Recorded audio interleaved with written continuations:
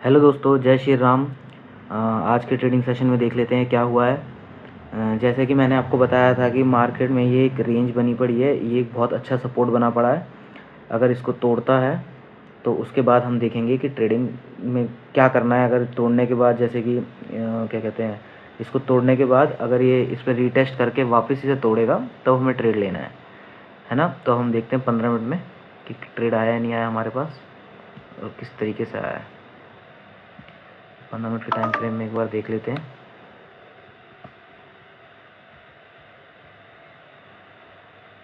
जैसे कि 15 मिनट के टाइम फ्रेम में देखा हमने, मार्केट यहाँ ओपन हुई है, इसके बाद रीटेस्ट के लिए गया, इसने इस जोन में रीटेस्ट किया और वापस आके इस कैंडल को तोड़ दिया। इस कैंडल को तोड़ा यहाँ पर, इस कैंडल ने। तो हम इसके लो पे हमें ट्रेड लेना था और एसएल यहाँ लगाना था इसके हाई पे, है ना। हमने लो पे ट्रेड तो लिया। अगर आप स्ट्राइक प्राइस के हिसाब से देखोगे तो हमारा एसएल कहीं भी हिट नहीं हुआ, है ना। और इवन लास्ट में हम प्रॉफिट में ही हैं, बेशक टारगेट कोई हमारा नहीं मिला, पर हम प्रॉफिट में, इंट्राडे में हम निकल गए लास्ट में प्रॉफिट में। लेकिन अगर आप इसका ऑप्शन का चार्ट देखोगे, जैसे कि मैं आपको ऑप्शन का चार्ट दिखाता हूँ इसका, है ना। ऑप्शन का चार्ट देखते हैं एक बार कि ऑप्शन में क्या हुआ। अगर हम ट्रेड लेते तो इसमें क्या होगा ऑप्शन बाइंग में। ऑप्शन बाइंग में मैंने आपको क्या बताया कि जैसे इसका जो, जहाँ पर हम ट्रेड कहाँ लेना है, जहाँ इसका लो हो, अगर गिर रहा है तो इसके जो क्लोज का हुआ है 22,854 पे, यहाँ पर देखना है आप सबको 22,854, यानी 22,850 का हम इसे ले लेते हैं। 22,850 का क्या लेंगे हम, मैंने आपको क्या बताया था, नीचे जाए तो क्या लेना है, पुट लेना है, पी मतलब 850 का पुट ले लिया हमने। अब हम इन्हें देखेंगे ये कैंडल कहाँ बन रही थी, ये बन रही है 10:15 पे। अब यहाँ पर ढूंढेंगे 10:15 पे, 10:15 पे ये कैंडल है। अब इसके क्लोज पे, यानी सी ये रहा, इसके क्लोज पे लेंगे तो 175 पे हमें ट्रेड लेना है, ठीक है। अब 175 पे ट्रेड ले, और उसका लो कितना है, यहाँ पर एल देखेंगे, लो 117, तो मान लो थोड़ा सा नीचे 115 लगा लेते हैं स्टॉप लॉस, ठीक है। हमने 175 पे यहाँ ट्रेड एग्जीक्यूट किया, उसके बाद मार्केट थोड़ा सा ऊपर गई, लेकिन उसके बाद यूँ यूँ करके करके इसने यहाँ लो बनाया 114, हमने एसएल रखा था 115, एसएल हिट हो गया हमारा, है ना। ये था ऑप्शन बाइंग। अगर इसी की जगह में ऑप्शन सेलिंग कर रहा होता तो, जैसे हमने 800 ऑप्शन सेलिंग, ऑप्शन बाइंग में एक डिफरेंस है। क्या डिफरेंस है, जैसे हम ऑप्शन बाइंग है बहुत नॉर्मल कि नीचे जाए तो पुट, ऊपर जाए तो कॉल। लेकिन जब ऑप्शन सेलिंग करते हैं ना तो उल्टा करते हैं। जैसे अगर नीचे जाए तो हमें कॉल यहाँ पर डाल के कॉल बेचना है, और ऊपर जाए तो पुट बेचना है। अब यहाँ नीचे जा रही है तो हम क्या बेचेंगे, कॉल बेचेंगे। तो हम यहाँ सर्च मार लेते हैं, सेम यही रखना है 22,850। और ऑप्शन सेलिंग में हमें क्या लेना, कॉल बेचना है ना। अब ये ऑप्शन सेलिंग है, यहाँ पर आया 10:15 पे। इसका लो कितना है, अगर क्लोज देखेंगे तो यहाँ पर क्लोज देखिए आप 180, और इसका हाई कितना है, इधर देखेंगे, इधर एच पे देखना, इसका हाई है 240। तो अगर हमने 180 पे से बेचा तो मैं जहाँ तक देख पा रहा हूँ ये रहा इसका हाई, यहाँ पर कोई भी कैंडल टच नहीं करी, मतलब स्टॉप लॉस हिट नहीं हुआ कहीं भी, है ना। और एट द एंड अगर इसने सबसे ज़्यादा लो कहाँ पर लगाया, लो देखेंगे, लो लगाया इसने 136 का, यहाँ पर देखो एल पे 136 का लो लगाया। तो 180 में से 36 गए, 44 हो गए, है ना। तो आपको ऐसे 44 पॉइंट यहाँ मिल जाते, प्रॉफिट में रहते आप।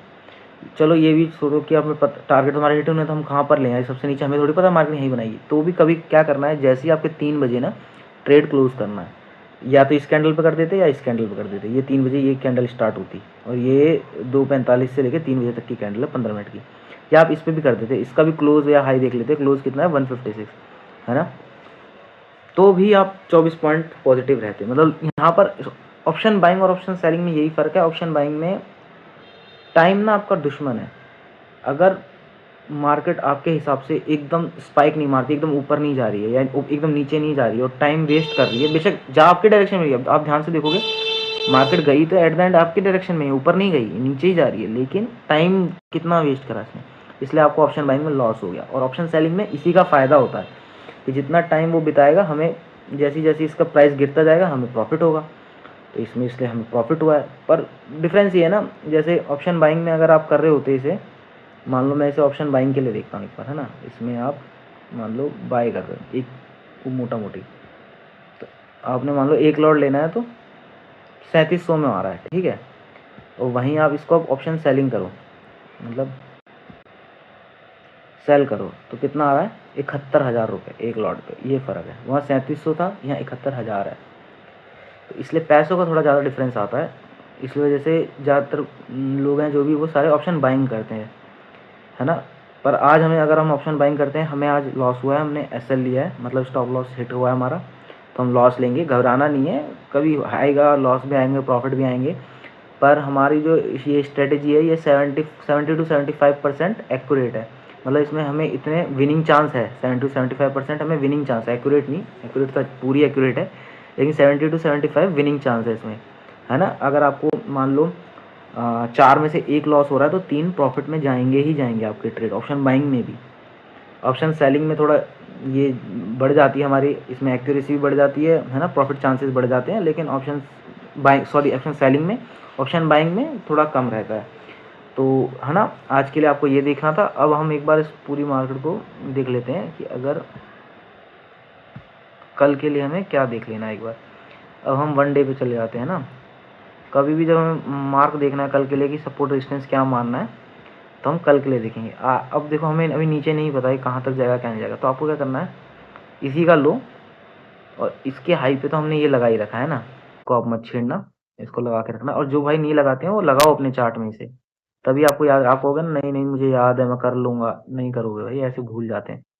आपको यहाँ लगाना है, सीधा प्लेस कर देना, हो गया, है ना।